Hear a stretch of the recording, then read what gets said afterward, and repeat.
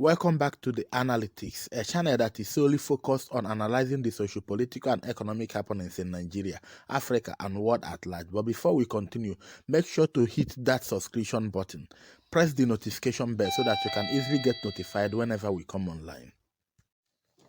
Election season seems to be the most frequent occurrence in Israel. On Monday, the ruling coalition shocked the rest of the world when they announced that they would be dissolving the parliament next week. This means Israel would be going to election, the fifth in less than 4 years. The Israeli Prime Minister Bennett Naftali said that he tried everything to hold the coalition together, quote and unquote. Believe me, we have turned every stone upside down, not for our sake, but for the sake of our beautiful country, for you, the citizens of Israel. But according to him, it seems that the right thing is for the parliament to dissolve. In all of this, who seems the biggest winner? The immediate past Prime Minister of Israel, Benjamin Netanyahu. He would have called for a no-confidence vote and topple the government of Naftali. Well, let me explain, for starters, in the affairs and politics of Israel. Israeli parliament is a house of 120 members. To be the prime minister, your party must have over 60 members, or you form coalition with another minority party. But you must have over 60 members in your side, either as a party or as a coalition. The current Prime Minister, Naftali, who over a year ago formed coalition with a minority party, was having 62 members at the inception of his government.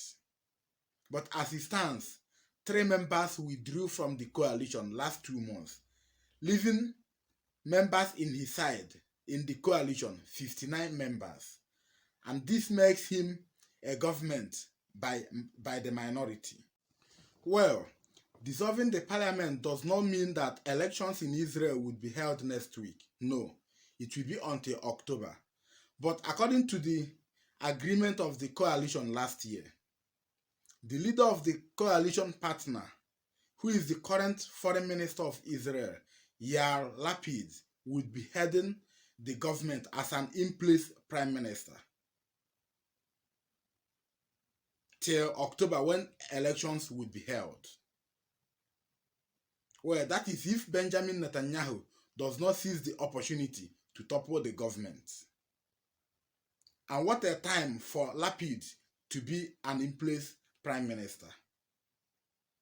With the threat from Iran on Israeli nationals in foreign country.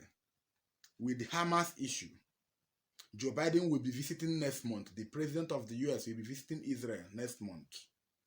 A lot of crises and national security threats facing Israel. Lapid could seize these opportunities and use these threats as an avenue to extend elections, thereby extending his government. Netanyahu could as well leverage on these threats to call for a no-confidence vote on the government. Remember, he is the man with the experience. He is the longest prime minister to have served Israel. On whose side will the Israeli citizens be? Remember, they have become wary of election, holding every 5 months, every less than a year. For the past 3.5 years, there is always an election in Israel. They have become wary of elections. On whose side of the divide will the citizens be? Is it on the side of the current Prime Minister Bennett Naftali and Lapid Yair, who would be the Prime Minister till October? Or is it on the side of the immediate past Prime Minister Benjamin Netanyahu?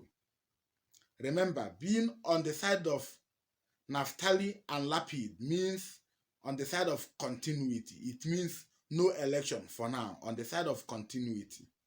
Or would they choose Netanyahu, the man with the experience?